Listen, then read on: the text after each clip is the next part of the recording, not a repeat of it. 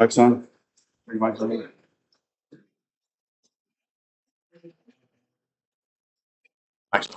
Test. Can you hear me back there? All right, let's call this commission report to order. Welcome, everyone. We've got 9 o'clock, so we're going to get started. Today is March the 10th, 2026. This is your 9 a.m. regular edition of Lavaca County Commissioners Court. And with that, we will start with a confirmation of roll call. Precinct 1. Here. Precinct 2. Here. Precinct 3. Present. And Precinct 4 is out today. He is watching by Zoom or by video, he said. But anyway, the judge is here, so let the record reflect that 4 out of 5 of us are here, and we have a quorum, and we can continue. So with that, I would ask y'all to stand for invocation.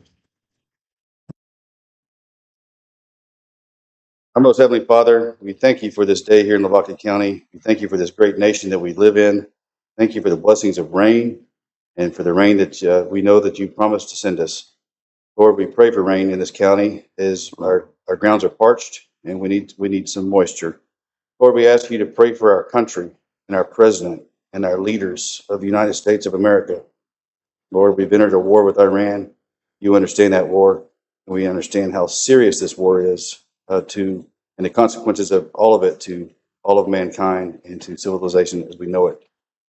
Lord, we ask to bless our military, our families, those that have lost ones in the war, and we ask that you comfort them, you guide them, you give them the strength and the courage to continue to fight and to continue to protect us from all of harm in this world. Lord, we just ask that you bless everyone here in this courtroom, you bless this county, and bless us as we make decisions for the county. We realize our problems are small compared to the rest of the world, but yet we have problems to solve, and we will solve the problems here. Lord, we just ask that you watch over all of us today as we're engaging in the work and doing your work here in this courtroom. And we ask for these things in your name. Amen. Amen. Now our pledges. I pledge allegiance to the flag of the United States of America and to the republic for which it stands, one nation, under God, indivisible, with liberty and justice for all. Honor the Texas flag. I pledge allegiance to thee, Texas, one state, under God, one and indivisible.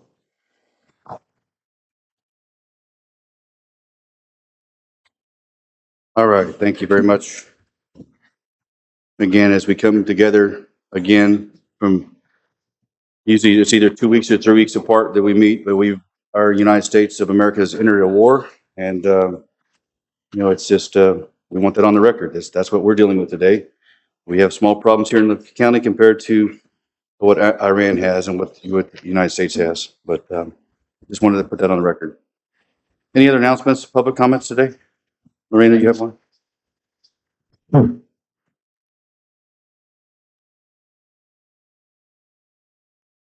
Good morning, Judge and Commissioners and everybody here. I just want to remind you, and I'll probably do it again, on March 28th, the Republican Party is holding their precinct and county conventions at the Kalispell High School cafetorium. It will start at 8 a.m. with the precinct convention, and then at 2 p.m. we will have our county convention. How is that important to all of you? Well, grassroots. And so at the precinct convention, we nominate delegates and alternates to then review resolutions that then go to the county convention in the afternoon. And we nominate alternates and delegates to go to the state convention, which is in Houston on June 11th through the 13th. And that's where, so back at the county convention, we choose our resolutions that can then go to the state convention.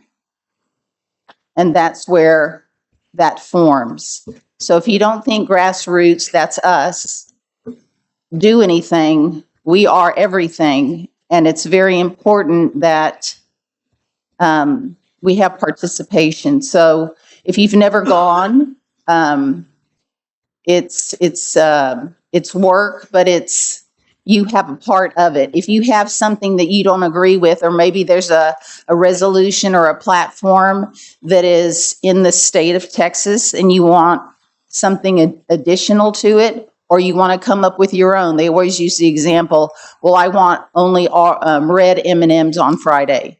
That's a stupid resolution, but it is one. And you'd be surprised what goes to conventions. So anyway, I really encourage you to come. And if you have any questions, I'll be here. And then I have some things online. Thank you. All right, thank you, Lorena. Any other announcements, public comments? I know we had some elections that took place this past week. There's always consequences with elections, and so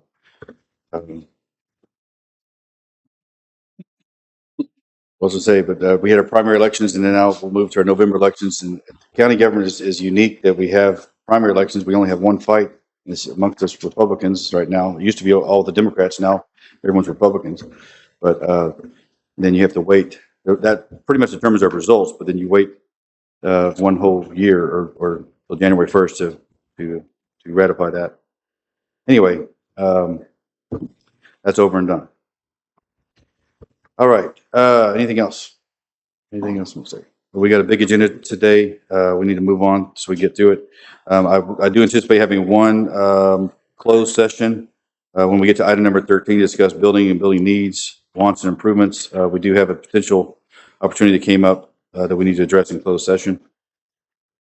But with that, we'll go on to item number 2, judges report from the LCRA annual judges meeting. I didn't mean this to be on the first of the agenda, but it's there. Real quickly, LCRA brings their judges together for an annual meeting. It's a wonderful evening. They provide us a meal the evening before where we get to just discuss open and freely amongst ourselves what our issues are. And then the next morning, we meet at a roundtable discussion with the LCRA director to discuss what our regional needs are, and we put them all together. So I'm going to highlight a few things that I brought forward. Some of our problems here locally, affordable housing, we have troubles with that with all 4 of our cities and in the county as well. We've been in a drought. All taxing entities in Lavaca County, pretty much all of us are maxed out. We have maxed that rate out, and we don't have a lot of room to grow new revenue to grow with the population. So that's a concern. At the same time, Texas, as y'all all are aware, our legislature's been fighting us, trying to cap us on what we can tax. And so this is an ongoing battle. We're all facing it, and everyone's on the same war front as far as that goes. We have the nation's growth rate is about 3.5%. And they're always wanting to cap us at 1% of our property tax growth. Well, I can't sustain an operation that way. And so Texas's growth rate is about 8.1%. And that's what LCRA was teaching us. I mean, so that's a phenomenal growth rate. At the same time, our legislature has got bukus of cash. Wayne's been touched on it, bukus of cash, but they want to limit my power to tax ourselves, to spend what we need to service the people. So that's a problem. Social media tax, political tax. Every judge in that room has some kind of a tax. I'm a victim of it. Some of our city municipalities are victims of that as well. It's burdensome. It's troublesome. It's a war almost, like with social media versus some of these entities.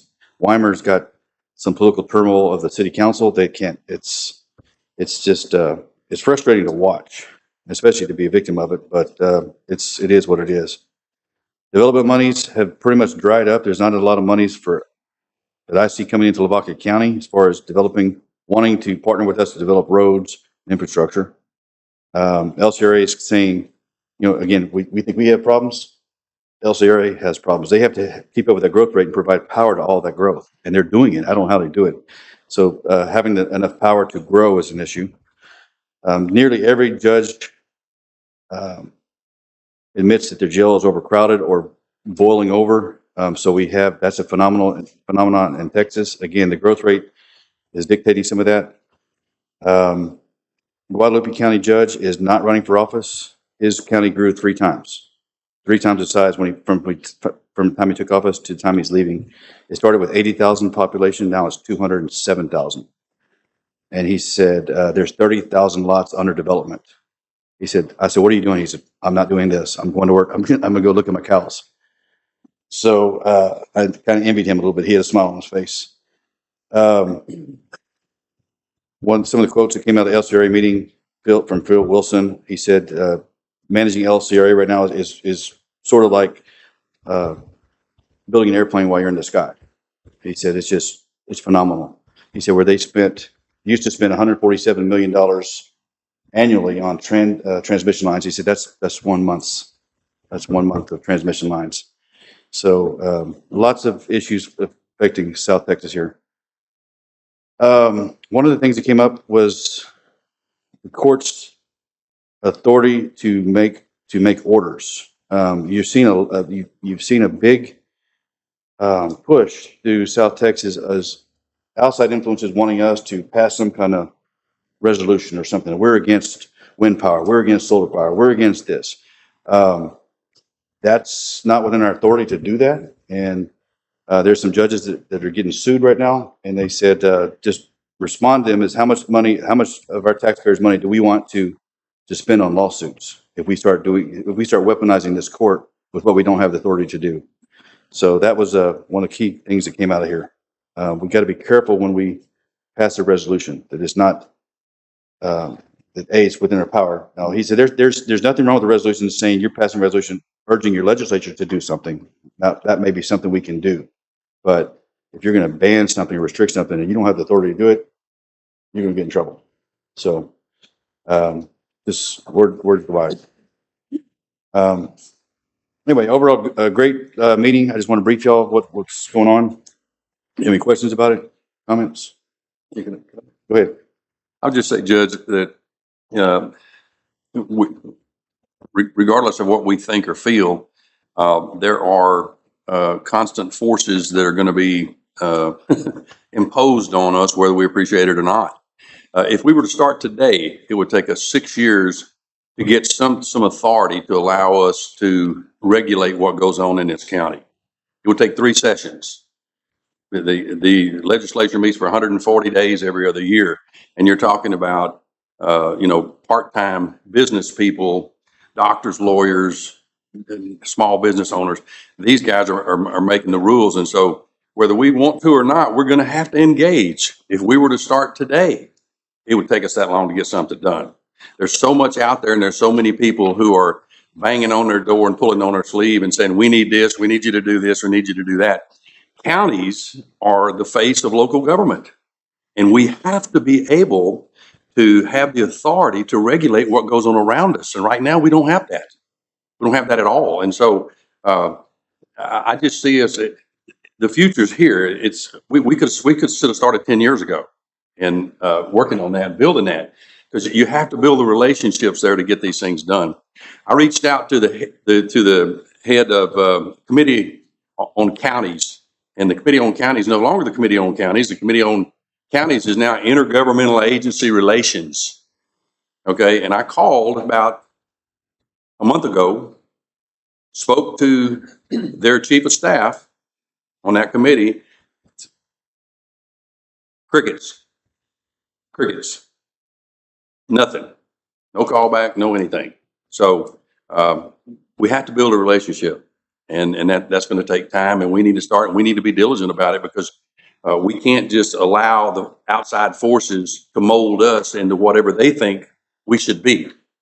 So I agree. I'll say that. There's been some chatter some of these conferences of we're watching some, and some people are retiring for the right reasons. Their age has come and they're tired of it and they want to walk away. But there's been talk about some of us judges and commissioners that are still in the system is getting those retirees, people that walk away from the position of commissioner or judge to speak up for us. And we have to have a bigger coalition in Austin to tell them what's really happening. So when legislatures are up there saying we're going to cap you at 1% property tax rate, because it sounds good to their far right wing constituents, and at the same time we have an 8.1 growth rate in Texas. Well, how's that going to work at all? It won't work. And you're seeing the struggles of that. Even TxDOT's struggling. They didn't keep up with this growth. No, they didn't. One more thing.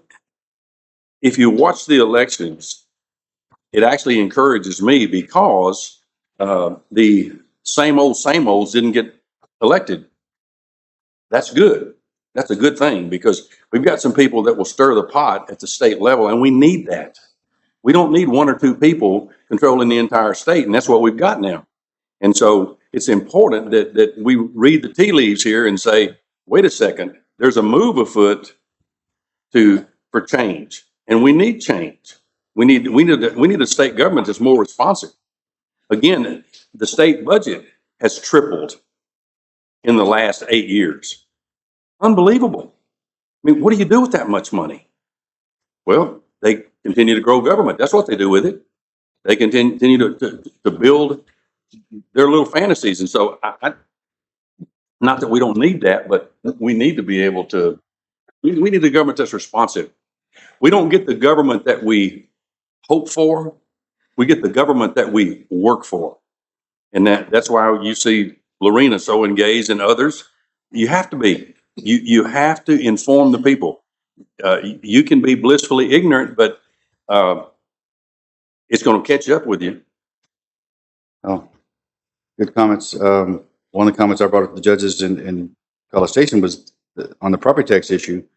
They weren't taking the ag exemption component into consideration. I'm like, well, right now cattle prices are pretty high. It feels good to be in the cattle business, but there was a lot of times, a lot of years, it didn't feel good to be in the cattle business. But I needed a tax exemption to sustain the operations. Mm-hmm. And so, if you did away with property taxes, for instance, and that they lobbied for that, and then I don't have to have an ag exemption. Well, why would I do cows in a drought? Why would I, sell everything, just never build back? Why would I take the risk? So there's a lot of things that the legislature hasn't taken into consideration, and I've said this, and I said this last time, was that we're the 8th largest economy in the world, moving to number 7. Yeah. Why would you mess with it? And they're messing with it. They're threatening to mess with it. But I think they've awakened us to the fact that we have to voice back our opinions, and so they don't like that, but that's what they're going to get. Good. All right. Anything else on number 2? If not, we're moving on. Item number 3, discuss and approve addendum 17 between Local Government Solutions LP and Lavaca County District Clerk to add 2 additional users. That's found on page 1 and 2. I hear a motion. I'll make that motion. Second. Motion made by precinct 3, second by precinct 2 to approve addendum 17 between Local Government Solutions LP and Lavaca County District Clerk to add 2 additional users. Any other questions or comments? Hearing none, all those in favor say aye. Aye. All those opposed, same sign. That motion passes. Number 4, discuss and approve the renewal of the following coverages through TAC Risk Management Pool for fiscal year 2026 through 2027. That's found on page 3 through 24, brought to you by Sheila Velasquez, our county auditor. And then we need to, this is one of those, I did not get to read this document. Okay. Yeah, if you would, I'd appreciate it. Let me make I visited with Sheila about this. This is incredibly comprehensive, and it's so comprehensive that I would recommend that this is like going at this for the quote. You're giving them what you want to be insured and how you want it to be insured. Not necessarily what we want, what we're qualified for. Okay. Better term, what we're qualified for. Okay.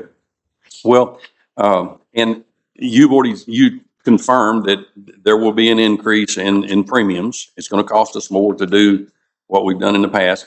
My suggestion would be there's a couple of things here. I would recommend that we go through this, and I probably have some old equipment on here that I probably don't need to have covered. I probably needs to be deleted. So every year I get with commissioners. I got with Mark this year. I think you were at conferences and things of that nature. And he confirmed that what y'all do have in the yard is on there.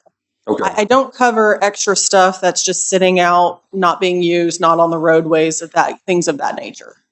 Okay. So these are vehicles that they claim they're still being driven. Okay.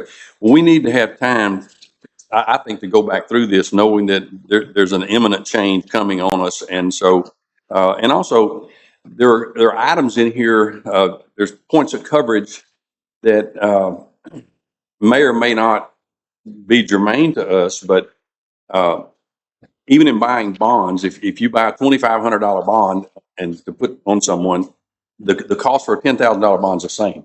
It would make no sense to take a $2,500 bond for $100 when you can get a $10,000 bond for $100. So that sort of thing. There's some of that in here as well. And so I would like to see us spend some time on this, maybe even until the next session, for us to go through this and be sure that we're maximizing our coverage and minimizing the premium. So a lot of these are going to be maxed already. I think you had mentioned that you were interested in that personal injury. I'd like to know what That it is. 5,000 is the max amount, Okay. and that personal injury is for a third-party person in the vehicle. Okay. That is not our personnel. Our personnel are covered solely under workers' comp in those vehicles. Okay. Well, that's not the definition of personal injury. That is what that specific That's not what the policy state is referring to. says. So that's interesting that we have that, and that I'm okay with that. But that's not typical. It's very atypical for it to work that way. So anyway, I'll do whatever. It sounds like, I mean, is there a deadline that we need to? Yeah, we're actually right there at it. Okay. Worse. Great. Okay. Well, I'll relent. You do it your way. The only thing I've changed from previous years is we've had an increase in the number of armed bailiffs officers as we're getting back to fully staffed, and we're getting some more courthouse security and things of that nature. So our personal armed agents have increased. And then our vehicle insurance is set to increase due to having more vehicles on there, because now we do have fully staffed. We're switching some vehicles. It's taken a little time to get everything sold and equipment removed. And we've had a little increase in accidents and things of that nature with just more vehicles on the roadway. So that is set to increase a little bit, but I don't have prices until I submit this. Okay. So I think in the spirit of that, we need to submit this and then go from there. Okay. Like, understanding the risk manager is Lisa McKay. She works with our the property renewal, and then Nellie pretty much heads up. Nellie Kano heads up the auto. Would it be possible for me to meet with one of them and review some of this? Absolutely. It's somebody who knows it, because there are things on here like e-crime and extortion and all sorts of things that I would like to know more about that in terms of what their definition is of that. For sure. This is through TAC. Anybody's always welcome to contact TAC. Yeah. I can give you the contacts. Yeah. Well, that sounds simple, Sheila, but it's not, because you filed a claim, and and it was over a week ago, and had I not called and rattled the bushes, I didn't get a call back. I didn't talk to anybody. The adjuster had been assigned for almost a week, had never done anything, and so they're not responsive. Okay. And so I called Lisa. I called about 4 people that I had in my phone. None of them responded, and that's troubling to me. On that claim that I forwarded you, it had our direct personnel that was handling that claim. The Deborah, did you call her? Well, yeah, there was no contact number. That the contact number didn't go to her. It went to somebody else. Okay. So I just don't. I think that they need to do a better job of communicating, with their client. When I call 4 people and nobody calls me back, it's just it's a little discouraging. Sure. That's been a common theme. We're going to address that, some other issues today too with buildings. But before we discuss, I don't want to discuss a claim on the record. So maybe me and you can get together and we can call TAC and we'll get some answers. We'll get those. I appreciate that. Okay. All right. Do we have a motion to approve the renewal of the following coverage through TAC risk management pool for fiscal year 2026 to 2027? Is there a motion? Do I hear a motion? Make that motion. Okay. Motion made by precinct 3. You said you wanted to wait. I did, but she You said we have to do this where we can. Yeah, We're our rate, right? Again, but you made the motion, I second it. I mean, y'all don't have to use TAC, but I don't have anybody else to use. That's it. Right. I mean, No, we're not trying to do that. We're trying to do that. That's not the point. That's not the point. Mhm. But once we turn this in, can you go back and make adjustments to it? Absolutely. You can? Yes, this isn't set until we finalize this. And if you want to table it, that's fine. We will table it and I'll get you in No, I contact. don't want to do that. But a lot of this is maxed. I just want you to know Right. a lot of it's maxed. Yeah. Over the Okay. years, I mean, I've been attached to this for 6 years. Every time we get into this issue with tech insurance, it's always, we're grandfathered in as one of the best insurance policies that we don't have another option. No, it's true. So Yeah, no sooner we would change something, we're gonna lose our grandfather. I get it. The property renewal is also coming up. It's in my office if that's something y'all want to review ahead of time too. That is going to be due in April. Well, yeah.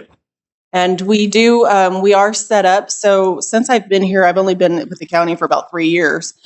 We've never had an adjuster come. So we are actually due for an adjuster. So there will be an adjuster coming around to all of the departments, like all the buildings, and reevaluating so that we're correct on our property coverage.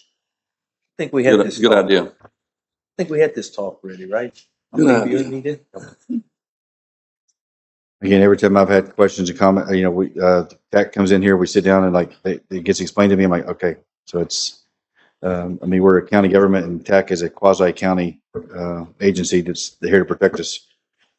Okay, I had a motion from precinct 3, second by precinct 1. Do I hear anything else? And that was a motion to approve the renewal of the following coverages from TAC Risk Management Pool for fiscal year 2026 through 2027. All those in favor say aye. Aye. All those opposed, same sign. The motion passes. All right. Number 5, discuss and approve 2026 Texas Association of Counties Cybersecurity Course enrollment for Lavaca County per Texas Government Code 2054.5191. That's found on page 25 through 28. I'll make a motion to approve. Okay. Second. Motion made by precinct 2, second by precinct 1 to approve the 2026 Texas Association of Counties Cybersecurity Course enrollment for Lavaca County per Texas Government Code 2054.5191. Any other questions or comments? Hearing none, all those in favor say aye. Aye. All those opposed, same sign. That motion passes. Number 6, discuss and approve renewal of Affordable Care Act reporting for tracking service through the Texas Association of Counties Health and Employee Benefits Pool for calendar year 2026, as found on page 29 through 41.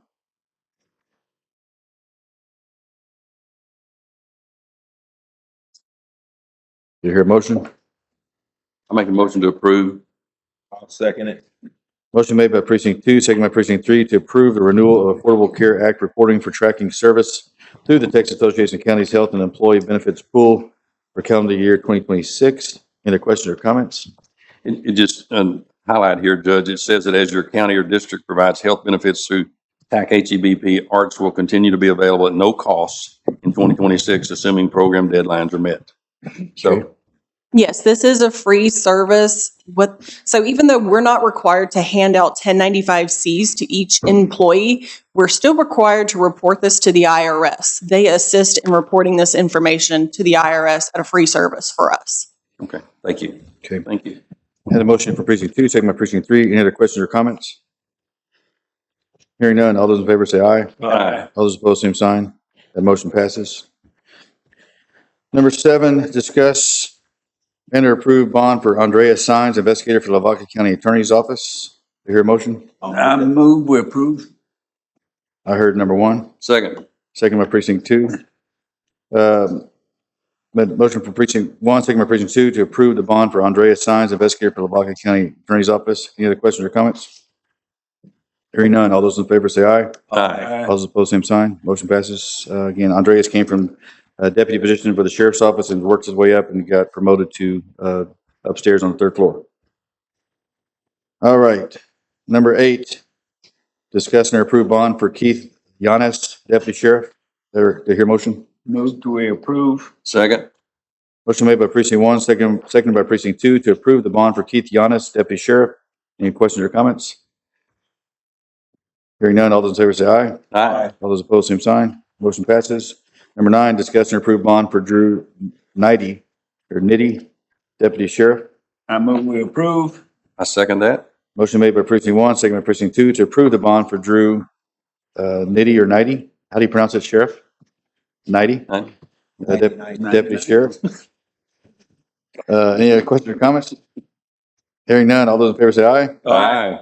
All those opposed, same sign. Motion passes. Number 10, discuss and approve MOU between Lavaca County and Calhoun County regarding housing of Lavaca County inmates in the Calhoun County Jail. That's found on page 54 through 56. Sheriff, you want to say anything?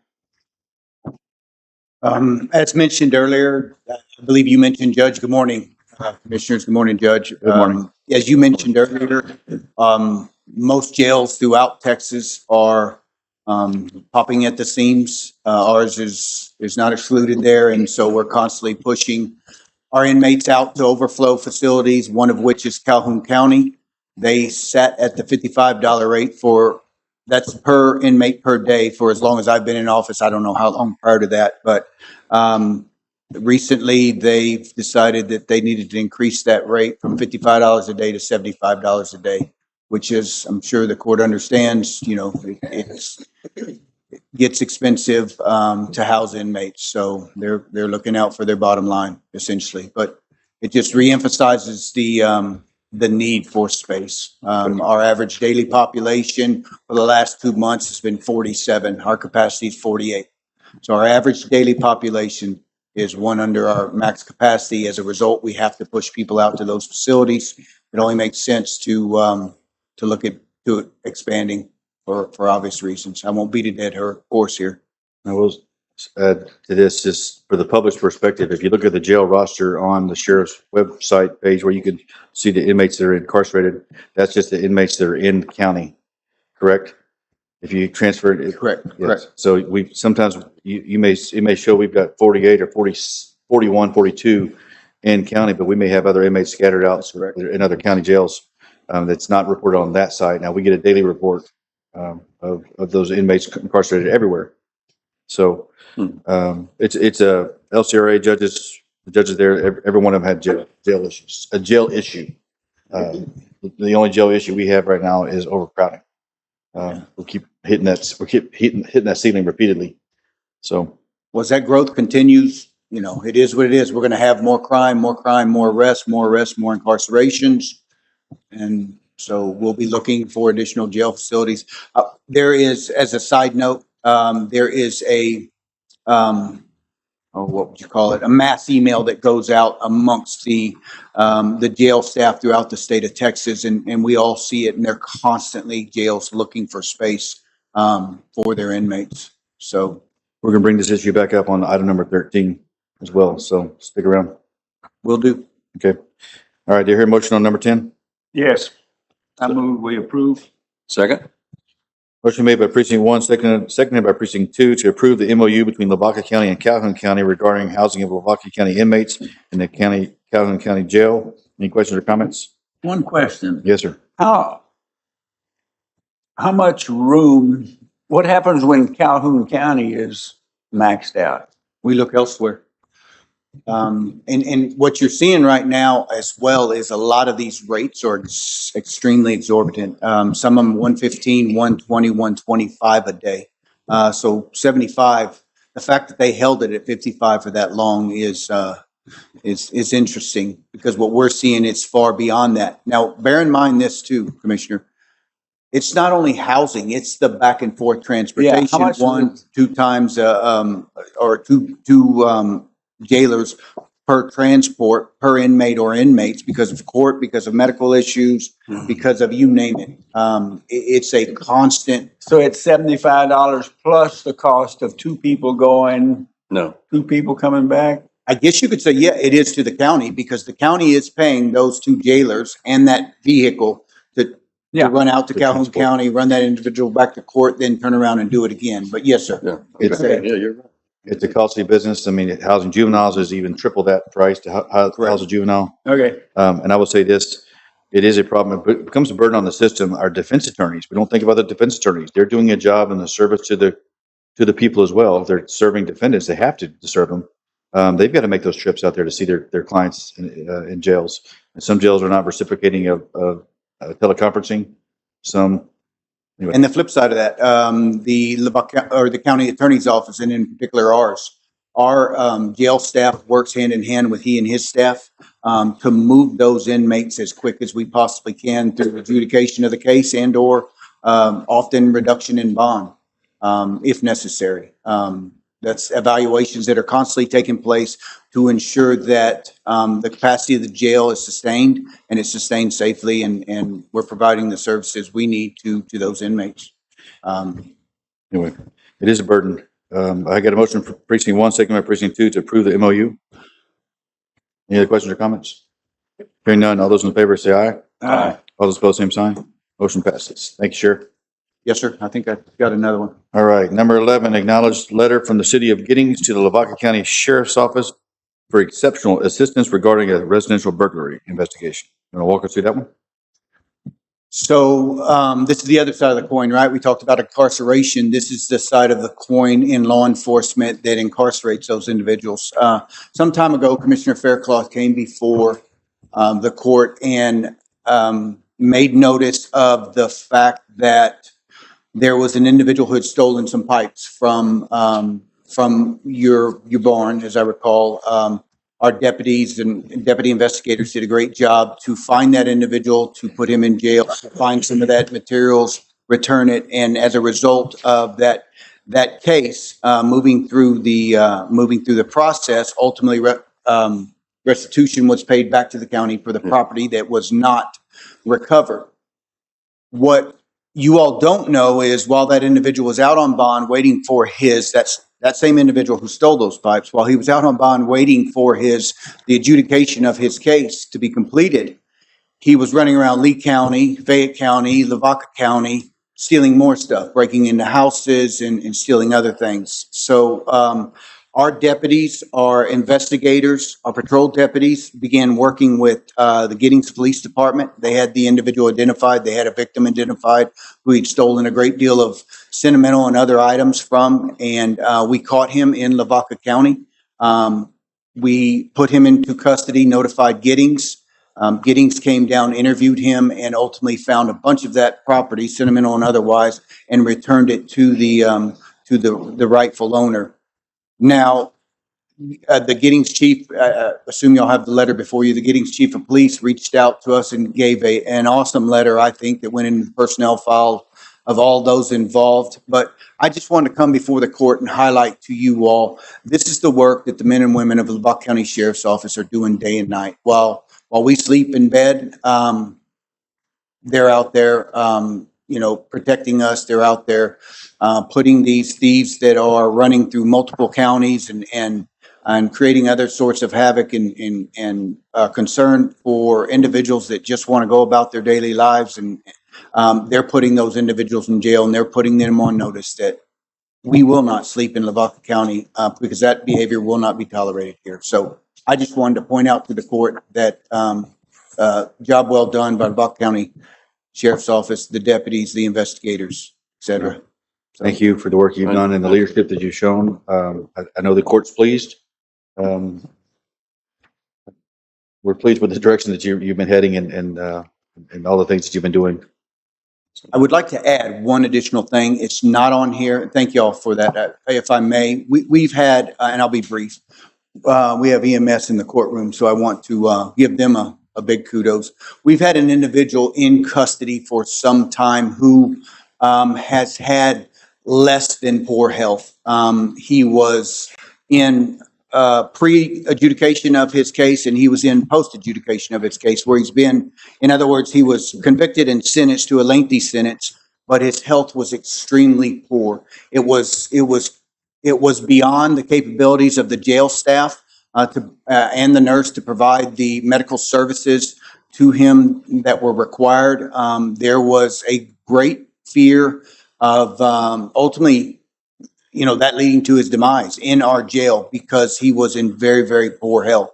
We worked diligently with TDCJ because ultimately he was sentenced, but obviously they have a 30 to 45 day window they work with and until they are forced to put that individual in their custody. We worked diligently with them to find an appropriate facility because of his mental and physical shape.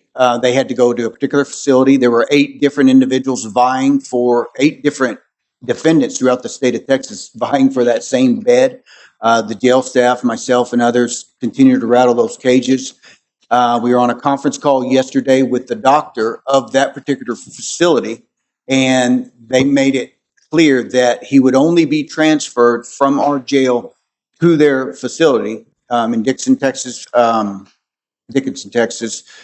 in an ambulance. And that obviously exacerbated issues, but we coordinated with EMS, with Chief Furr and Chief Decker, and they knocked it out of the park. And in fact, I walked over to both of them a little while ago and I said, he just got into the ambulance. So they put a box truck for us together this morning, picked that individual up. He will be in TDCJ in the next couple hours, and that financial and other burden is now out of the hands of the Lavaca County taxpayers. So kudos to you guys. Thank you. Well done. Thank you as well, and thank you.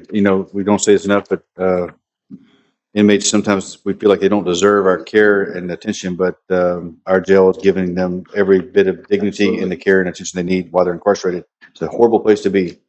If you ever get a chance to tour jail, that's one thing I want to bring up here in number 13, but we got away from touring some facilities. We want to go back to again, offer the court and anyone that hasn't toured a jail an opportunity to tour as a group. It's better to go in there in a group, I think. And then we want to tour some other facilities as well. But absolutely, if you'll have us, I know you. I got to tour it Friday. You invited me over there to see some of the renovations that we're doing. So I think everyone needs to see that. Doors always open. Not the jail doors, of course. They're secured, but the doors are open unless you hear them clank shut. Yeah. All right. You're welcome, Matt. Thank you, Sheriff. Thank you again. Thank you to the city of Giddings for writing us this letter. Yes. It takes here in between Houston, San Antonio, Austin. We're in this on our own. Feel like it sometimes, and we're banding together and working together like we've never had. And I know Lee County has been helped us with housing inmates as well. Absolutely. So, all right. Thank you, Sheriff. Appreciate you. All right. Item number 12, discuss and approve process of renewing, updating, and revising the Lavaca County guidelines and criteria for granting tax abatement in a reinvestment zone created in Lavaca County. It was last updated April 14th, 2014, and seeking outside legal counsel to assist. It sounds like a lot. It's found on page 58 through 69. I asked the clerk to research what our existing parameters were. She found this document dated 2014. By statute, these documents have a 2-year time limit on them. We have to renew them every 2 years. What I'm suggesting at this point, I brought it up to you last time, is that we take this document, go to our outside counsel. I've already briefed James Reeves, Lavaca County Attorney, on this. Let's go to the subject matter expertise, which would be Allison Bass and McGee. Let them review our documents, maybe come back to court, walk us through it. If you want to make changes to this document, now's the time to make changes. Then we would ratify that document. It's about a 30-day process once we start the process, because we have to have a public hearing, just similar to a budget or a tax rate. And we can do those hearings within our commissioner's court. But I'm asking for permission today to approve the process of getting Allison Bass and McGee involved to walk us through this. That's what I'm asking for. Well, I would make the motion to approve. I'll Okay. second. All right. Motion made by precinct 2, second by precinct 3, to approve the process of renewing, updating, and or revising Lavaca County guidelines and criteria for granting tax payment in a reinvestment zone created in Lavaca County. It was last updated April 14th, 2014, and seeking the outside legal counsel of Allison Bass and McGee to walk us through that process of updating these plans. That was a lot. Any other questions or comments? Hearing none. All those in favor say aye. Aye. All those opposed, same sign. Motion passes. Okay, again, we haven't done anything other than giving me the authority to contact Allison Bass McGee and help us through the process. All right, number 13, that we discussed it several times. Discuss and approve county buildings, needs, wants, and improvements, and establish a list of county priorities. Again, this is the first time I'm just throwing this at you. We've got a lot of things in motion. Y'all have approved renovating the doors and the courthouse steps. That's stuck. I want to get an update on that. But let me first preface the criteria. we've got that in progress. We all approved that. We've got the sidewalk project at Annex coming. That's going to start about April, we think. And then that's going to trigger us to revamp our parking lot and we've already got the building cleared. That's already been taken care of, paid for. Now we have a canvas to paint. So those two are kind of, party one is the courthouse, party two is the annex. And possibly I would ask y'all to entertain a beautification aspect of that annex building, the front of the building. We've done some interior work throughout the years to renovate, but those are top two priorities. But I want to hear from Michael Wick. He's coming here. Michael Wick is our IT department head, but everything we touch has an IT component to it. That's just the nature of the business. So now he's in a construction project because everything construction related has some kind of computer attached to it. Exactly. So, of course, the door renovation project has access control. So that's how I got on this project. Doug Kubicek and I have been having issues with getting hold of THC, Texas Historical Commission. Our contact before was Tanya. She's no longer there as I think of December or so. So trying to find a new contact, getting hold of them. Typically there's 4 in that office. They're down to 2, just like that. All those projects landed on those 2 people. So we're at the stage of filing for an antiquities permit. Well, Tanya didn't relay all the information of this project that we have done. So we had some minor setbacks in February. I spent most of February, Doug spent most of February trying to get a contact at THC. We finally got hold of Susan after last week. I called Wednesday, left a message. They were supposed to give me a call back. Thursday came, no call back. Friday, I called again. I just told them, I said, I will call every day until I get hold of somebody. And miraculously, we got hold of somebody in an hour. So after that conversation, we have actually got good traction now. Got with our contractor, J Pool. They sent all the information they were requesting.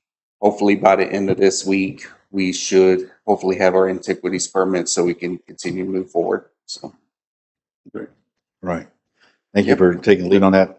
Again, Mike. the court's already approved the courthouse project. I'm not sure where we want to go on the annex project. We've got some time, but the time is coming because of the contractor of the sidewalk project.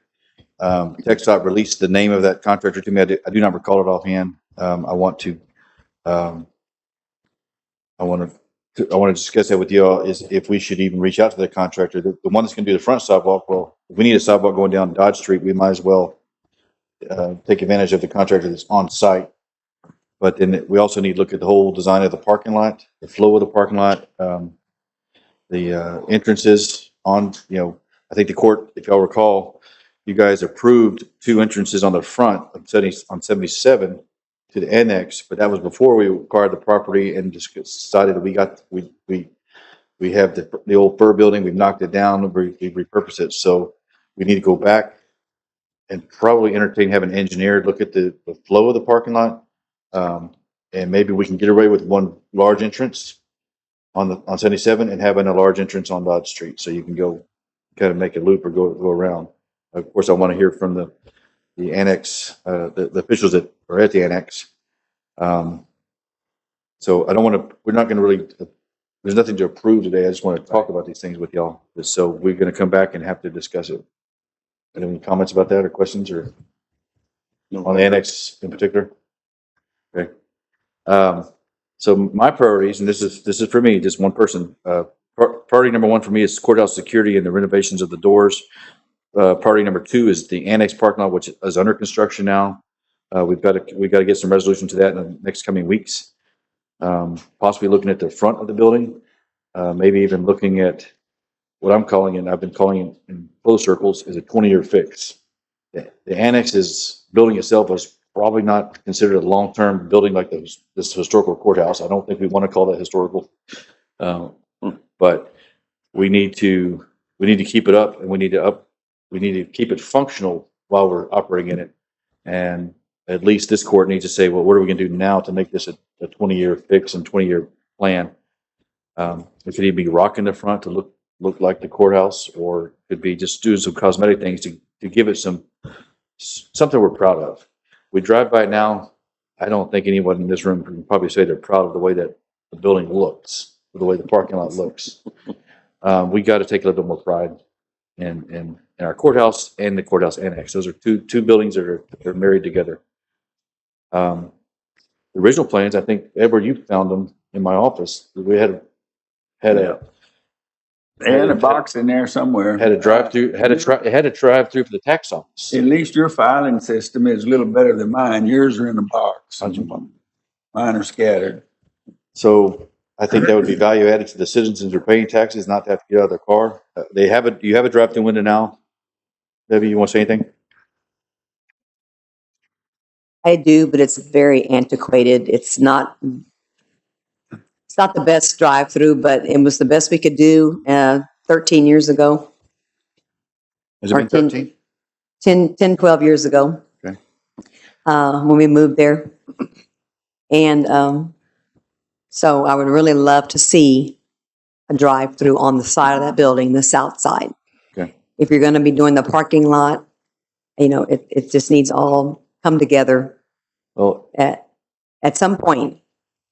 That's my goal. One of my goals is to have that and do away with the back. and do away with the back. Do away with the back drive up.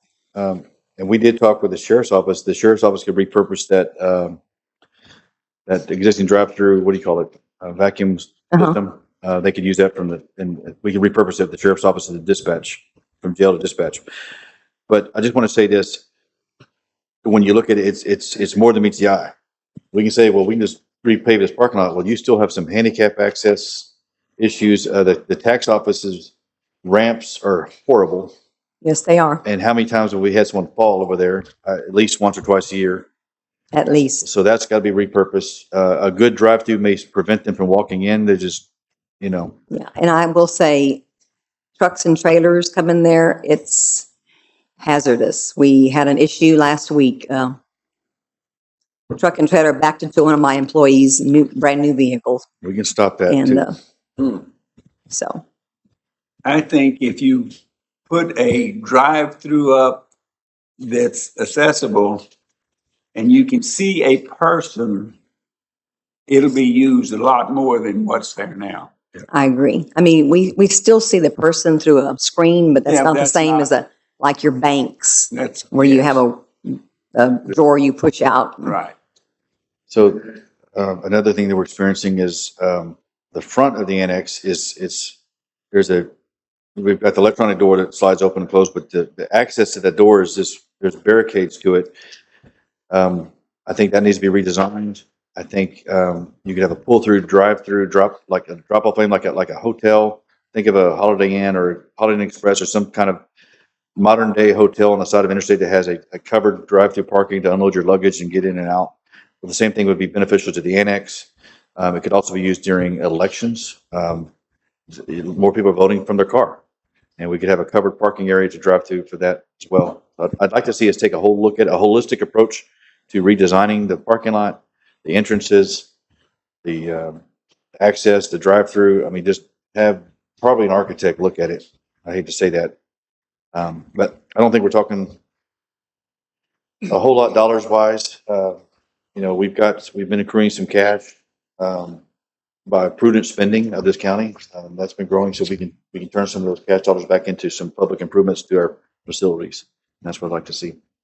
So I don't think we have anything to prove, but that's top two priorities is courthouse annex.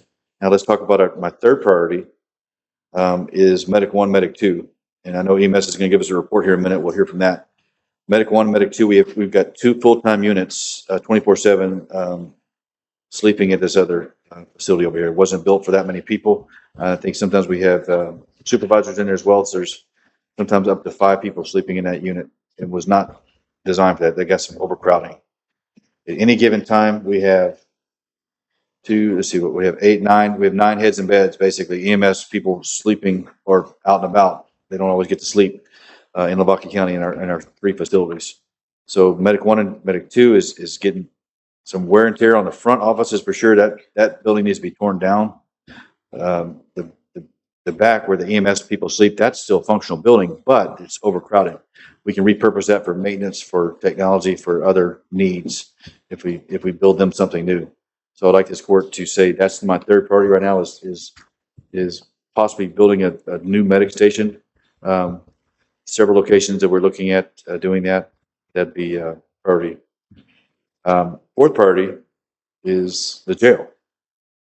But it's so new since Greenwell and Sheriff Greenwell and James Reeves took office that we need some more time to establish what are the trends in the criminal justice system.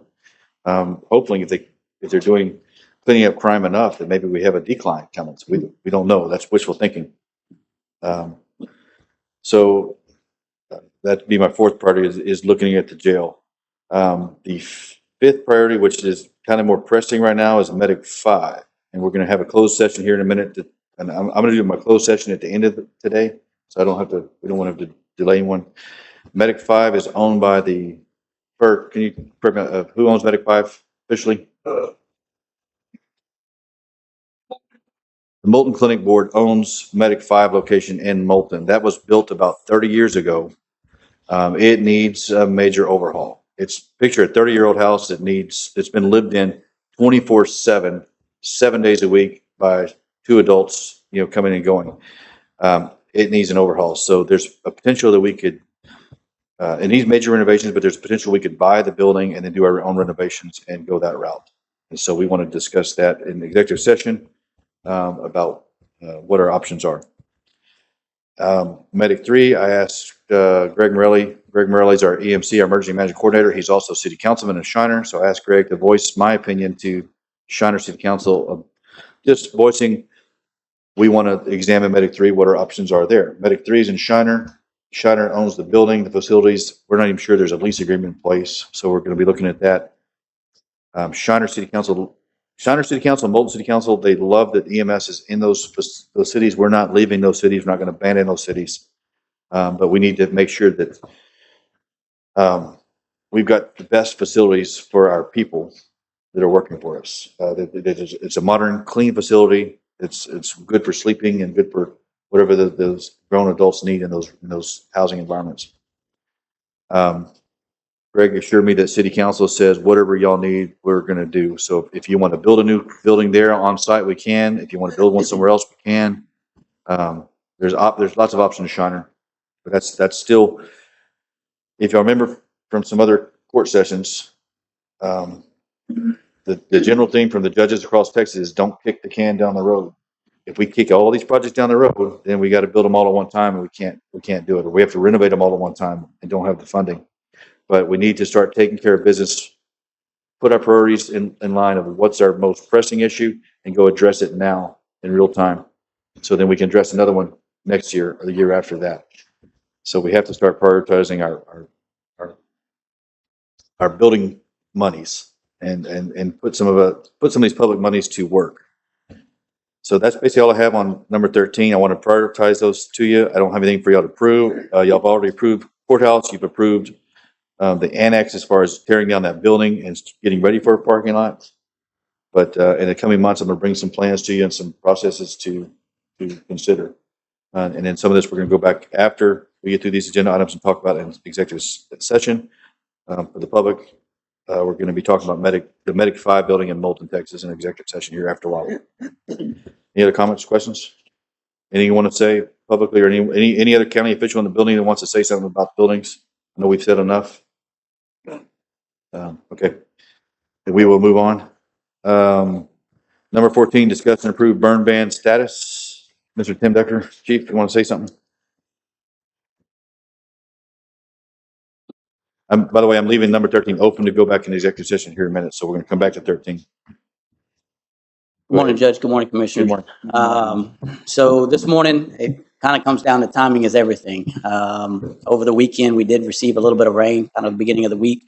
As of Sunday, our KBDI was actually at 553, which is usually a trigger point for the fire chiefs to say, hey, look, we need to start moving into a burn ban. With the rain that we received, and it was a variation between an 1/8 to 1/4 of an inch all the way up to 2 to 3 inches in some places. The fire chiefs have seen that. The KBDI is back down at 519. I actually haven't checked it this morning. It's just now 10. It's probably not quite updated. But we look okay. Short term, we got some green grass. Fire chiefs love to see green grass on the ground because it limits the spread. And this moisture that we got is only going to promote that a little bit more. We do have some hot days coming ahead. You know, we're getting into March, we're getting into April. It's going to start warming up. That number is going to kind of increase quickly. So it's something to keep an eye on. But for now, we're going to knock on wood. Hopefully, we have some more chance of some rain coming in the future to help keep that moisture in the ground. But right now, we're currently okay leaving the burn ban off. I will say this: basically, everybody around us is in a burn ban. Most of the counties in Texas are in a burn ban. The governor just renewed his proclamation again, I think it was yesterday, about the drought conditions. And that's, I think long term, when you think about the drought conditions, drive around Lavaca County, you'll see how many empty tanks there are, right? We need a lot of moisture to get those tanks filled back up, and that's going to take a lot. And it's going to take a lot to get us out of the drought. Ask any cattle owner, any producer in Lavaca County, and they'll tell you how truly dry it is. So in the immediacy, the winter grass is greening up. Everybody's dissed. We should be somewhat safe. Our call volume has been low in the recency, which is good. Again, we don't put a ban on or off because of call volume, but that definitely constitutes a little bit more attention from the fire chiefs when that happens. But right now, we're okay. We're going to keep praying for rain. And we'll keep reevaluating as we move forward. And if we jump for some reason between commissioners' courts, fire chiefs will come to you, Judge, and ask, hey, look, conditions have worsened. We want to put this on, in between commissioners' courts. We can reevaluate it at the next commissioners' court and or solidify that moving forward. But right now, we're okay. All right. Does any commissioner want to put us in a burn ban? No? Hearing none. Burn ban's still off. All right. Thank you. Thank you, guys. All right, number 15, EMS report for fiscal year 2025, brought to you by our EMS Director, Chief Michael Furr.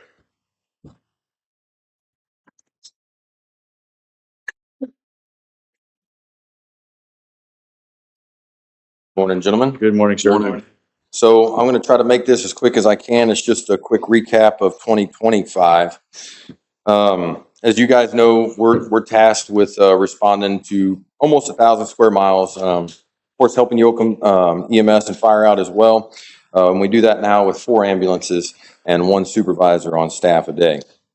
Last year, we had a total call of service of 2,380 calls, which was a slight increase. Out of that, we transported 1,744 people. Mutual aid given was 19 times and mutual aid received was 34 times. So if you guys remember in the middle of the middle of last year or so, we were talking about the status zeros when we have no ambulances available in the county, becoming more and more abundant. And that's a number that kind of reflects that, why we had to make the move and staff that other ambulance, which has completely helped out in providing our service.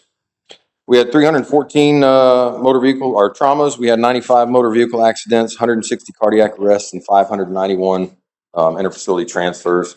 Those numbers and that data can be broken down into so many other things, but that's just kind of the highlight of the few.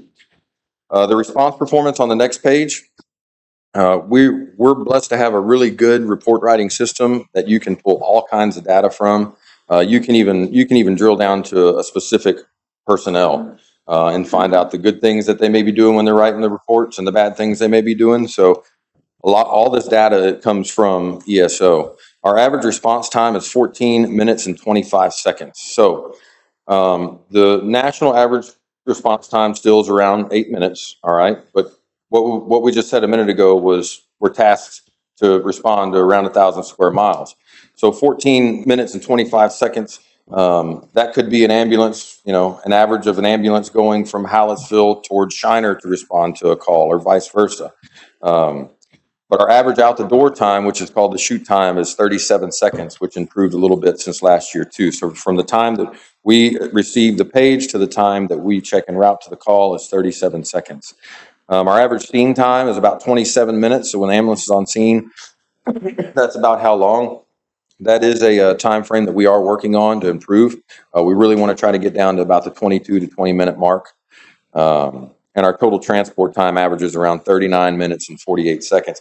That also, though, includes even going from, say, a local nursing home in Hallettsville to Lavaca Medical Center, and say a transfer from Lavaca Medical Center to, Austin or Houston. So we're in contact with our patients an average of 39 minutes.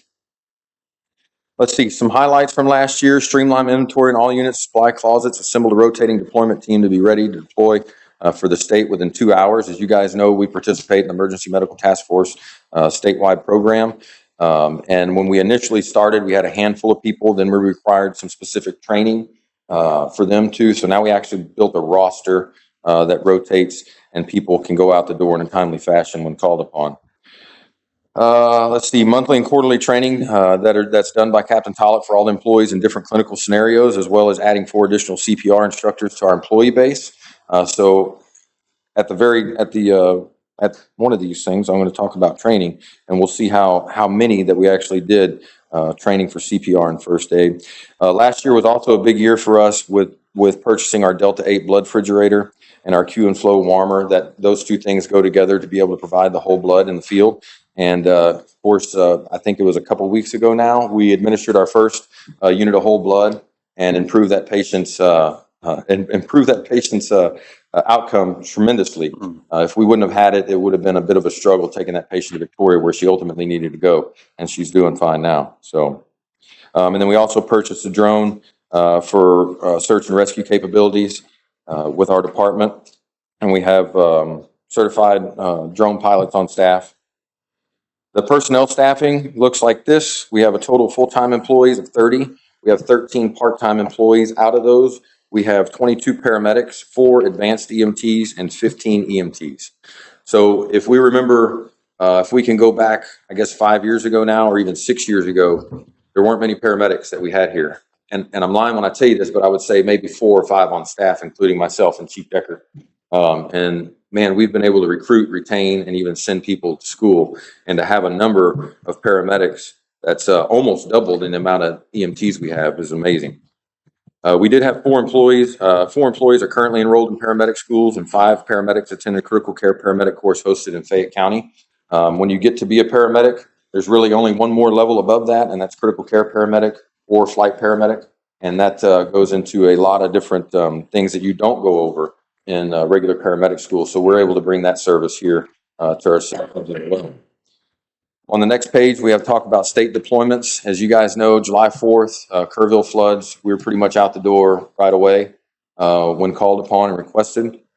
I put on there, let's see, I was rostered on July 4th, and I think I was present 3 different times, mostly for 2 weeks at a time. And then once that happened, Lavaca County Ambulance was requested and state deployed. We also went around the state for some other things, and we had some major flooding in San Benito back in March and April. We were requested for. We actually went to San Benito, and I'm super proud. We have a picture of a Lavaca County ambulance next to the Mexican border. It's kind of cool. We were down there for about 2 weeks, I think, something like that, 10 days.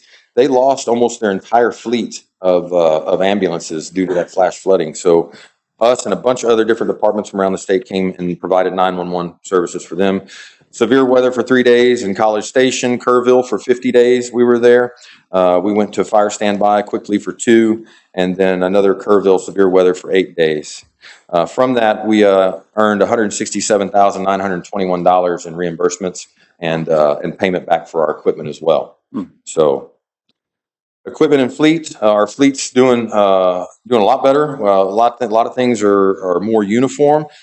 We put 4 new equipment last year. We purchased a 2022 Ram 3500, a 25 Chevy 1500. We also did an extra striker auto load system for our ambulance and a stretcher to accompany that. We did purchase that. I believe that 2022 Ram 3500 was from Fort Bend. Was that one that we purchased for Fort Bend? Yeah, and I do want to, I think so too, and I do want to just highlight that. If EMS were to go out and buy a brand new ambulance today, okay, that's $375,000.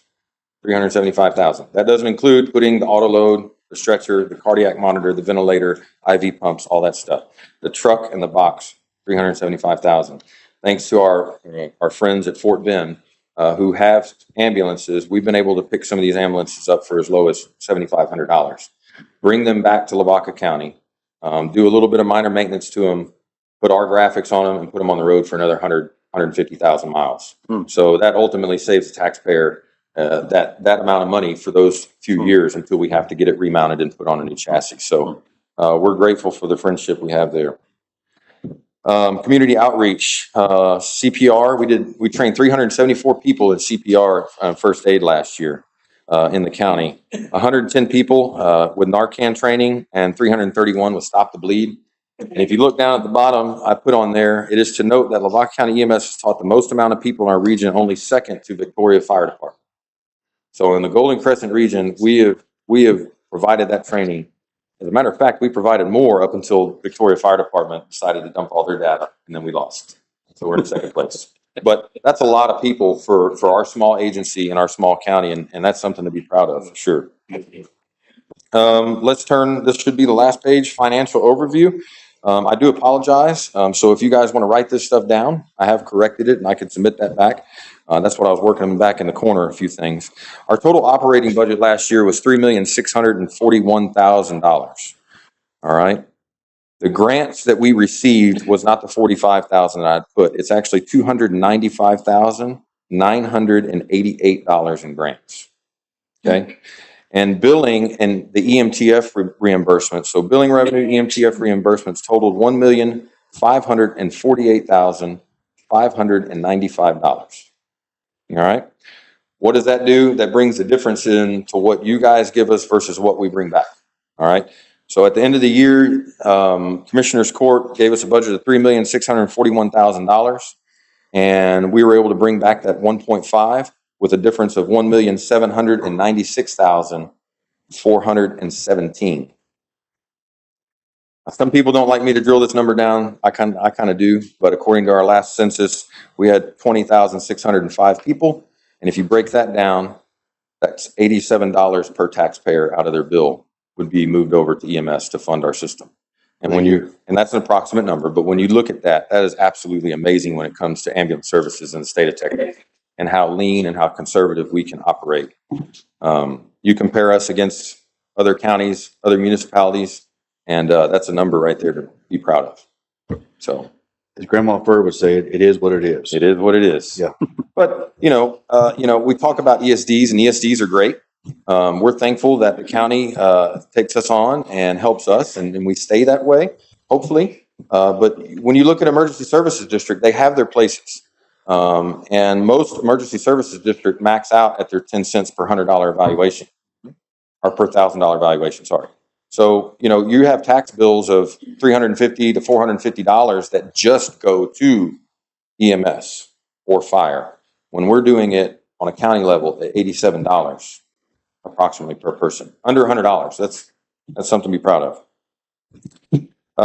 So just to finish up the goals for 26, obviously we want to continue to provide CPR training, early CPR administration helps in those 14 minutes, right? The average of our response time.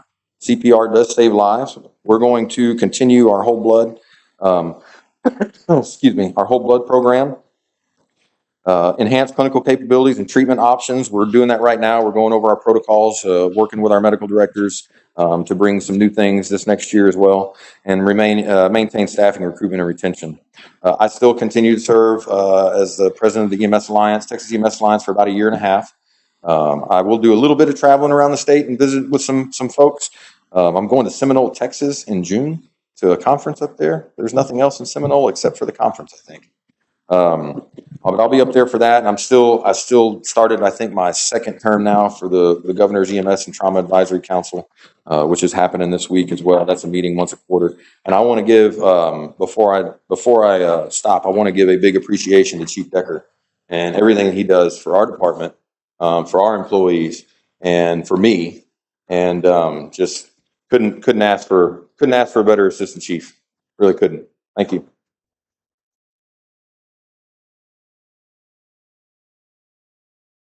That was a lot. That's a lot, but you're doing a lot, and that's it says a lot.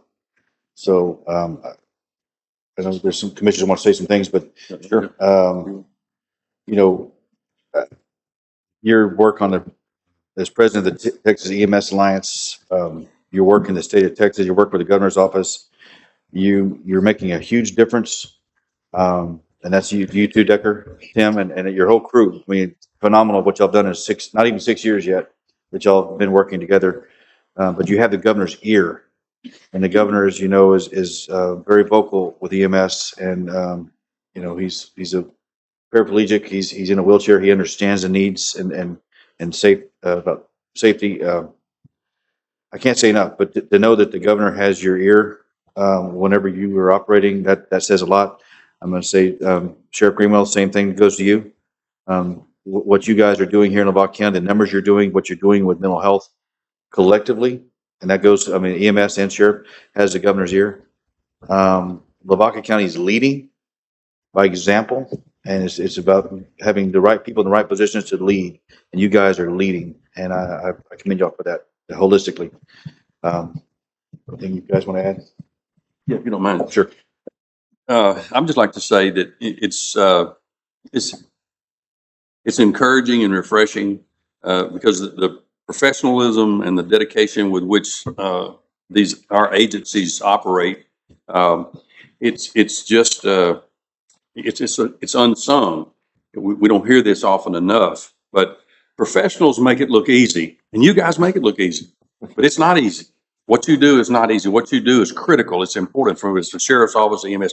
You guys make everything here in the county look good. So all of the agencies do that.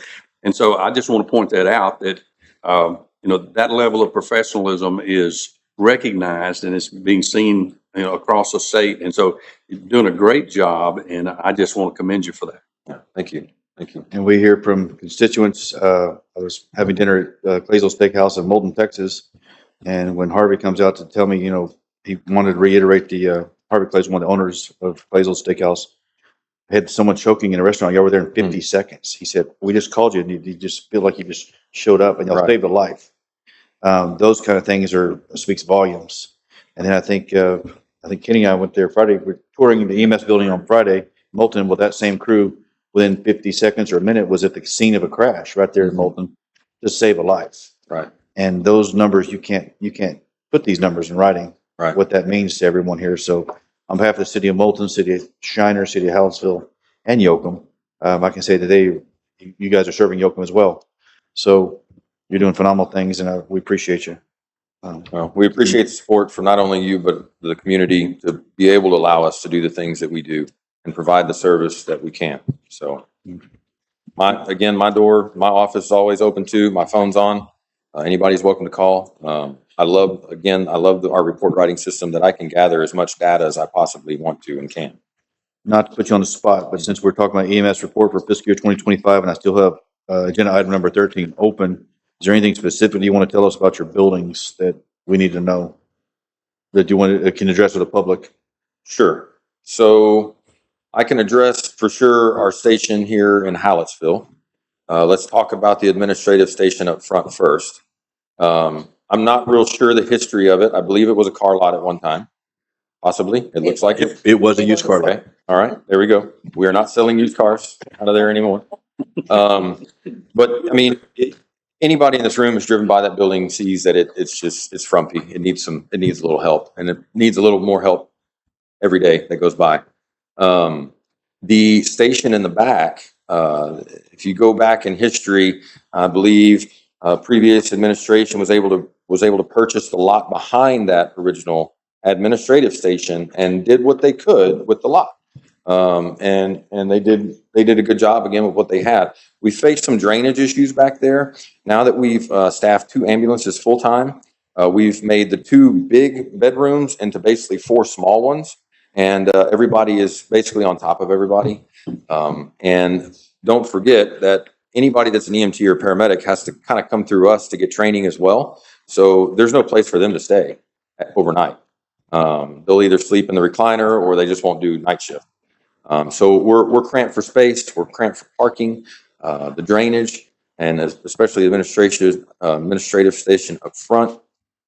We have looked at some different properties around town that we could possibly bring a few things into one, maybe. Now, the Molten Clinic Board, we talked about that as well. We did have a great meeting. I had a great meeting with them the other night in Moulton. It was good to see some familiar faces, even some that remembered me, and I didn't remember them, but that's okay. But we had a great meeting, and we can see if we can create a partnership moving forward with that property as well. So the city of Shiner does own the station that we're in now. We have no problems in between EMS or the city of Shiner. It's just a space thing again. That's all it is. You know, it's funny because if you go over to the station in Moulton, when it was built, I think in the mid-90s, the bays were built for the van style ambulance that used to be in that building back in the day. And it's just like a fire truck. Ambulances don't get smaller, they get bigger. And we're scraping the mirrors coming in and out of that place every time we leave. So, you know, updating, refreshing, making things a little bit more bigger, a little bit more space, give our guys a little bit more room, a proper training area. We don't really have a proper training area right now. We normally convert our day room and our station here in Hallettsville into training.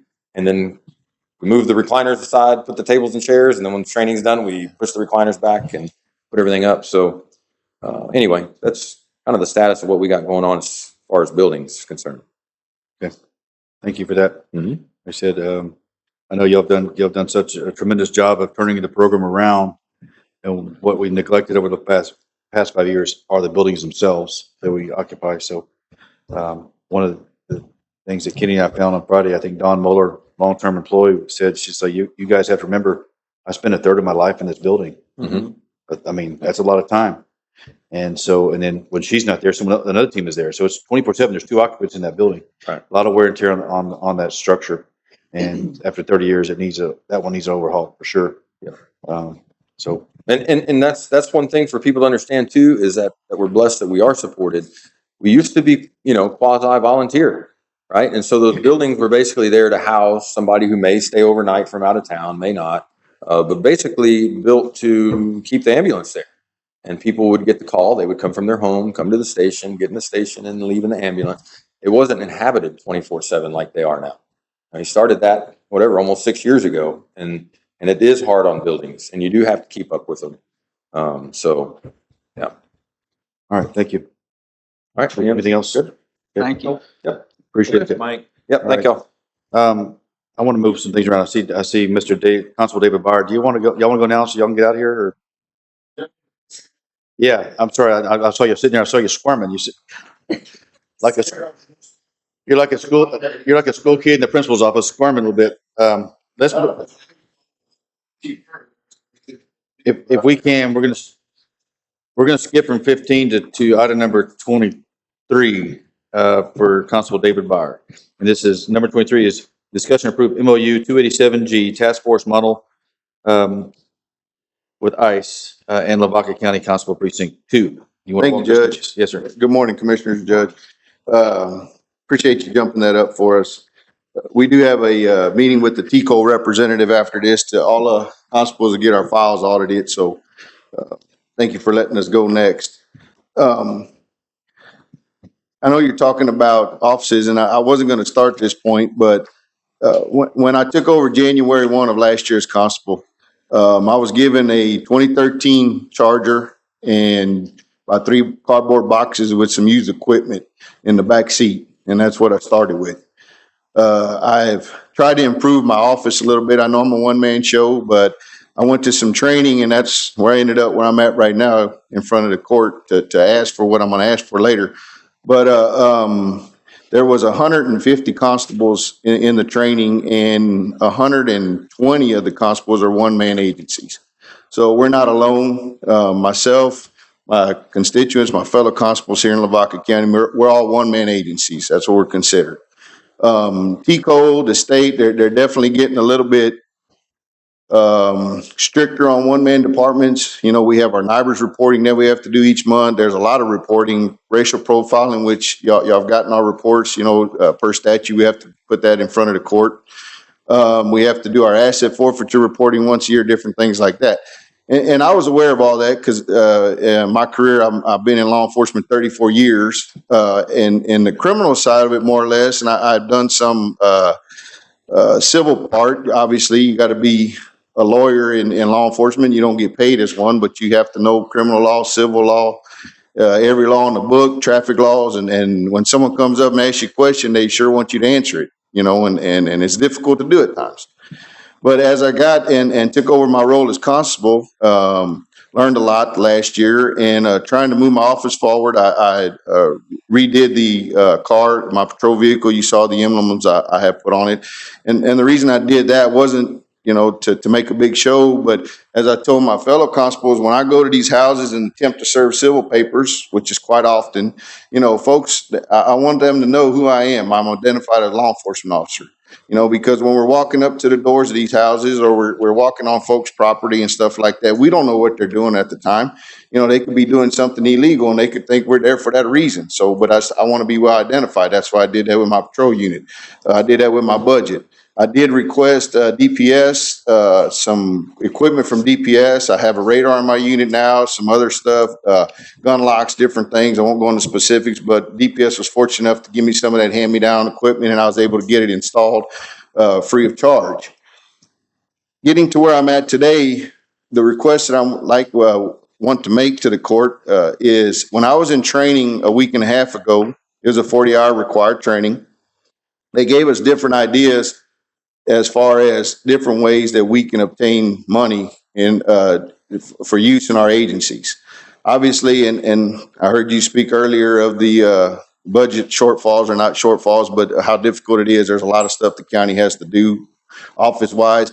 Right now I'm officing out of my house, which is difficult. I get calls sometimes from law or attorneys. Hey, what's your address, physical address? Well, I don't give them my physical address because it's my home. That's where my office is at this point. The city of Moulton is attempting to build a police department. The chief in Moulton is hopefully going to include an office in there for the constable, and the JP is their plans right now, is drawn into the but it's a little ways away. It is drawn into the plans of the department. So I'm hoping that will happen one day. But anyway, on this 287G, the request I'm liking to make is it's a grant program through the federal government. It is associated with ICE. Right now, the gentleman that I brought with me this morning, he's one of our deputies from Fayette County. I'm still employed there full time, and that helps me still be in the mix of law enforcement. I talk to my colleagues, the other constables, and at times it's difficult because TCO, it's ever evolving. The legislators pass new law, House bills, and they expect us to know them right away and stuff like that. Me, I'm fortunate because I'm able to stay in the mix full time, and then I try to get the information to my fellow constables, say we got this change coming, that change coming. One of the changes that is coming, and I know when we meet with our TCO representative today, I think is they're going to start doing more of an inspection on us, as far as they require equipment that agencies are required to have now to be considered a law enforcement agency, that being a vehicle, bulletproof vest. I won't go on specifics, but it's probably about 20, 30 items, which most of us meet those requirements. A lot of that stuff is hand-me-down stuff, different things like that. I keep getting off track. I apologize. On the 287G program, what it is a program through ICE. It's a grant program. If I can, I've already qualified for it because I've taken the training, and even I'm dual certified. I will qualify. My constable department will qualify. I can obtain or can apply for $130,000 with this grant. The only requirement is I have to take 4-hour training, which I've already done, and then I have to make one detention of an illegal, and then I qualify to receive the money. And that money can be used for anything I deem necessary for my agency. My goal or my plan is to purchase a different vehicle. The one I have right now, like I said, is 2013. It's stuck quite a bit of money into it already to try to keep it rolling. So I'd like to probably look at that, and then some other needed equipment I'd like to purchase for my agency. So if you guys will allow me to apply for this grant, that is the direction I'd like to move. And now to answer any questions I can't answer, that's why I brought Cody with me. He oversees our 287G program. We received $317,500 last quarter, and this quarter we're in place to receive 400 and how much, Cody? 435,000. So he's very familiar with the program. He's willing to assist me, my agency, and also Carrie is interested, Larry's interested in possibly doing this if you guys will allow us to do it. And Cody's willing to help them as he's helping me get the paperwork done and to meet the requirements of the grant. When you mentioned Cody's work, you're doing work for the sheriff's department in Fayette County, or what about constables of Fayette County?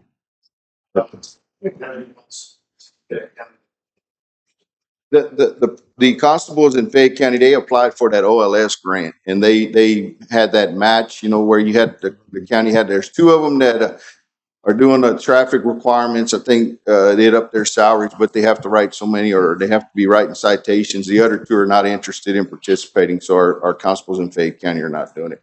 Okay. Cody's actually offered graciously to become one of my reserves here in Lavaca County, and I know we don't want to step off into that, but I appreciate his support and him doing it for me free of charge. So, Oh, you didn't say free. Free is good. We like the free. well, yes, sir. I understand, Judge. Okay, I read through this memorandum, just skimmed it. I didn't see anything about the vehicles part in there, but I mean, if you say it's there, I want to make sure, I just want to make sure that when you enter into this, it's spent correctly, because it'll come back on us. Understood, Okay. Judge. No. Cody has a direct ear to the gentleman in charge of the program, and his name is. There you go. Yeah. Okay. All right. So he's very familiar with it, and you know, I'll be honest with you, Judge. Whenever I was in that training, I was aware of this because obviously we're involved in it, and it just never clicked. Why don't I go out and attempt to do this? And we had talked when we had meetings with you, the constables and us, and we had talked about possibly getting, a vehicle per constable for the next few years. We understand that the money's tight. I mean, that's everyone understands that. And so after I learned this, I took the initiative. I read up a little more, educated myself some, got with Cody. We talked at length about it and made some phone calls to Bud, and Bud said, no, you do qualify. Your agency will qualify as long as you do exactly what the program lays out. And we've already kind of, we haven't done anything, but as far as just researching until y'all give us the go ahead. Right. I like the idea. I like the concept of it. I like the fact that having more ICE representatives scattered out through the county is going to be helpful in the long run to all law enforcement agencies. It would help City of Moulton out. Correct. As Correct. well. So, anything else? I don't have a problem. Objections? All right. I think if you can get it, Do I hear a motion to approve? I think it's a great idea. Thank you, Commissioner. Do I hear a We're motion? gonna try. I move to approve. Okay. Motion made by precinct 2, second by precinct 1. Motion made by precinct 2, second by precinct 1 to approve the MOU 287G task force model between ICE and Lavaca County Constable Precinct 2. And we'll let you be the model of this. Yes, sir. And then, Gary, I mean, if any other constables and Larry Lavaca, we have 2 other constables in the room today. If y'all want to follow suit, I mean, Thank y'all. do I? I think Constable 2 will be the guinea pig. Yeah, correct. All right. He can be the prototype. There you go. Okay. Yes, sir. Yes, sir. So hearing any other discussions or comments? All right, hearing none. All those in favor say aye. Aye. All those opposed, same sign. Motion passes. Thank you, Constable. Thank you, gentlemen. Appreciate y'all. Appreciate it. Have a great day. Okay. I know we're going an hour and a half here. We're going to try to go through these next items. We're going to try to cover all our items first, even consent. Then we'll take a break. I need a break now. You need a break right now? Now. Okay. All right. We're going to take a quick 5-minute recess. 5-minute recess. We'll be back. Still have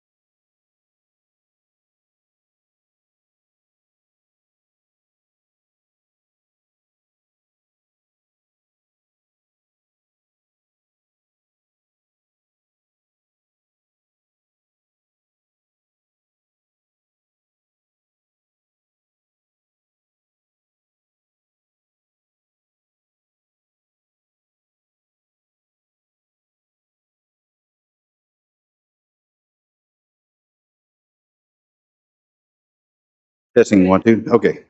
All right, we're back out of recess. We took a quick 5-minute break. Could I have your attention? All right, we're back.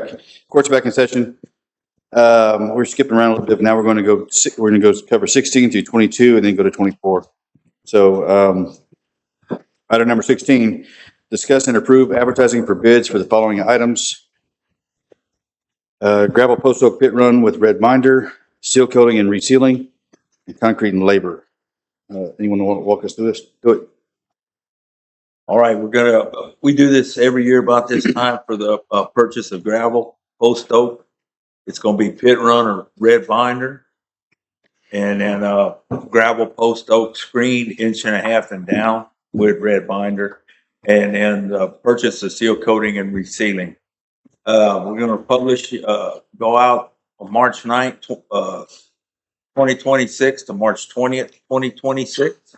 And sealed bid will be plainly marked, will be received by Sheila Velasquez, Lavaca County Auditor, 109 North LaGrange Street, Hallettsville, Texas, until 10:30 a.m. on Friday, March 27th, 2026. And then I think, Wayne, you have precinct 2 there. You're going out for gravel and concrete bids? Yes. Yes. Be the same way. Okay. Did I hear a motion? I'll make that motion. Okay, motion by precinct 3, Second. second by precinct 2 to approve the advertising for bids for the following items. Gravel post oak pit run with red binder, seal coating and resealing, concrete and labor. And that bid sheet can be found in the judge's office if you want to contact us through the judge's office. Any other questions or comments? Hearing none. All those in favor say aye. Aye. All those opposed, same sign. Motion passes. Thank you, Kenny, for walking us through that. All right, this should go quicker here. Item number 17, discuss and approve certificate of exemption from subdivision requirements for Chandler Crans, as found on page 76 through 78 of your packet. Yes, I would like for Nalene to explain that. That's off of County Road 15A. All right, Nalene's got a microphone now. over Yes, there. I have a microphone. Go ahead. Chandler has 84 acres located off of 15A. They're dividing it into 8 tracts. It meets the exemption requirements due to all of the tracts are a little above 10 acres and they all have access to a public road. Okay, do I hear a motion? Thank you. I move that we exempt them from our subdivision regulations. Okay, Second.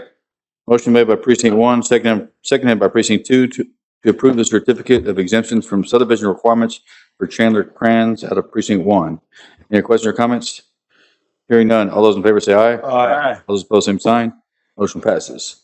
Number 18, discuss and approve certificate of exemption from subdivision requirements for Parker Kane and Jose M. Karam. Hope I got Miss that right. Nalene, again, this is 65 acres. It's going to be divided in 2 tracts and it's uncle and nephew. Is that Yes. correct? It's a 65-acre tract. They're splitting it in half. Due to where the tract is, that's why it's kind of like a triangle. Diagonal. They do have a shared access agreement off of County Road 119. So that is exempt because it is for family under the 3rd degree. Okay, Put that in the motion, please. yes. Second. All right, and that's 32-acre tracts. Yeah. Second. All right. All right, got a motion made from precinct 1, seconded by precinct 3. He beat you to it, Wayne. Okay. All third or fourth. 1 and 3. To approve the certificate of exemption from subdivision requirements for Parker Kane and Jose Karam. Any other questions or comments? Hearing none. All those in favor say aye. Aye. All those opposed, same sign. Motion passes. Next, number 19, discuss and approve certificate of exemption from subdivision requirements for Mark A. Grumman, found in precinct 2, and that's on page 85 through 88. Yes. So Marcus Grauman has a 27-acre tract. He is selling 16 of that 27-acre tract to Sabrina Ronishek. And so that meets the exemption. The tract does have access off of FM 2314. Okay, do I hear a motion? I so move. Second. Motion made by precinct 2, seconded by precinct 1 to approve certificate of exemption from subdivision requirements for Mark A. Grumman. Any other questions or comments? Hearing none. All those in favor say aye. Aye. All those opposed, same sign. That motion passes. Next, number 20, discuss and approve a certificate of exemption from subdivision requirements for Catalina Torres Toro, That's found on page 89 through 92. Okay, this one is half inside the city limits of Moulton and half inside, for Lavaca County. The only one that we are approving is the 4-acre tract that she is selling to Dwayne Zemper, who owns adjoining property. Okay. So it's just, okay. That 4-acre tract that you see. It Gotcha. says tract 2 on there. And they have already all been divided the way that it is shown in the plat, so. Okay. All right. Do I hear a motion? So moved. Second. Motion made by precinct 2, second by precinct 1 to approve the certificate of exemption from subdivision requirements for Catalina Torres Toro. Any other questions or comments? Hearing none. All those in favor say aye. Aye. All those opposed, same sign. Motion passes. Number 21, discuss and approve certificate of exemption from subdivision requirements for the Leiniger Estate, found in precinct 3 on page 93 through 96. This is a 146-acre tract divided into 8 tracts for siblings. There is a 40-foot easement. There will be an easement agreement in the future, but as of right now, they do not know what siblings is getting what tract. So we cannot attach an easement agreement with that. But the exemption does state that applicants have expressed the proposed 40-foot easement will remain a private easement between families under the 3rd degree. Approval of this exemption shall not be deemed to suggest Lavaca County will accept the said 40-foot easement for public maintenance. And Okay. they have agreed to that. All right. So it is exempt under the 3rd degree. Any concerns, questions, anything? No. All right, do I hear a motion? I'll make that motion. Second. Motion made by precinct 3, seconded by precinct 2 to approve the certificate of exemption from subdivision requirements for the Leiniger Estate. Any other questions or comments? Hearing none. All those in favor say aye. Aye. All those opposed, same sign. The motion passes. Number 22, discuss and approve certificate of exemption from subdivision requirements for the Roddy Ringer, et cetera, all estate. That's found on page 97 through So- 101. The Roddy Ringer Estate has a total of 100 acres. They just surveyed 5 acres where the home is located, and they are selling that 5-acre tract with the home. Okay.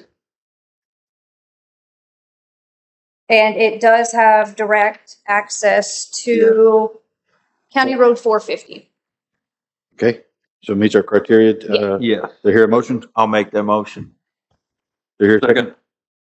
Motion made by precinct 3, seconded by precinct 2 to approve the certificate of exemption from subdivision requirements for the Roddy Ringer, et cetera, all estate. Any other questions or comments? Hearing none. All those in favor say aye. Aye. All those opposed, same sign. The motion passes. All right, that concludes our regular agenda. We will now entertain consent, and after consent, we're going to have an executive session, discuss Medic 5 location in Moulton. We're not going to come out and vote on anything at this time. I'll say that publicly, so then that way everyone can, you don't have to hang around.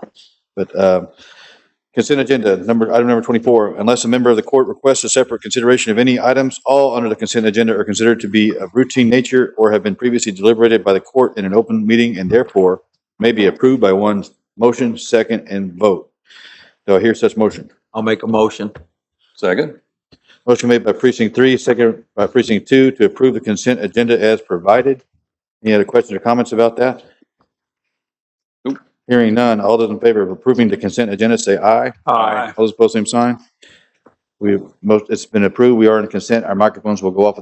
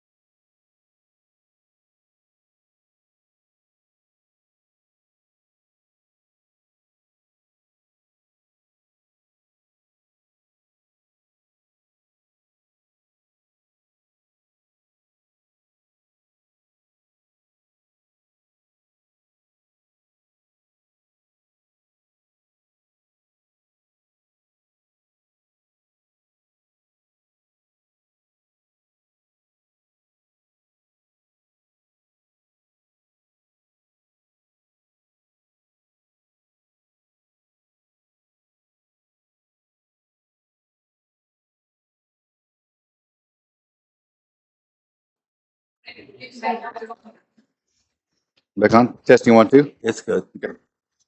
All right, we are out of consent. Before we adjourn, we have an executive session to take place. I have a motion to go into executive session. I'll make that motion. Motion made by precinct 3, second by precinct 1 to move into executive session. That time is 10:54 a.m. All those in favor of moving into executive session, say aye. Aye. All opposed, same sign. We are now in executive session. I'm going to ask Chief Furr and Chief Decker to come back with me and the gang back here. You would?